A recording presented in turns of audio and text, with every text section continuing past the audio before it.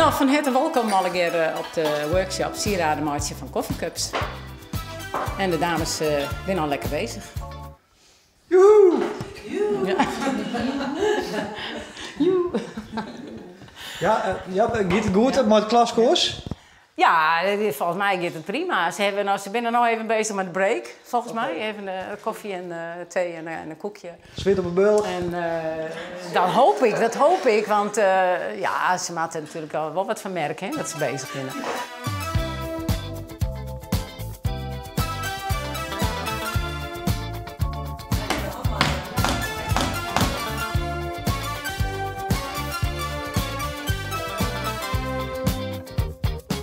Wat maakt je joh?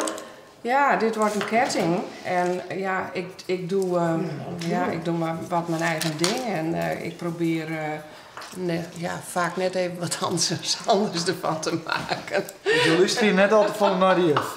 Nou, ook wel. Maar ik moet het zelf ook leuk vinden, hè? Dan had je er op een braderie een bijtje en dan is het net goedkoop, hè? Nee, betaal je zo 15, 20 euro. Hoppakee. Voor een kettingje. Dus daar zit ik nog wel handel in. Ja, er zit wel handel in, ja. Een aparte hobby, hè?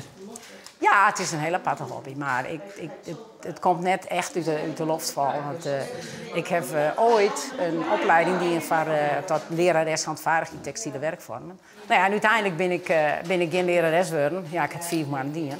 En toen hiek ik er ook genoeg van. Om die vervelende baan al again. Toen ben ik tandartsassistent geworden. Nou, dat heb ik inmiddels een dikke 30 jaar dienen. Zo.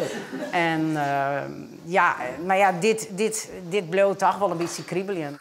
Dus dan heb ik toch nog een beetje mijn oorspronkelijke beroep heb ik toch nog een beetje weer uitoefenen.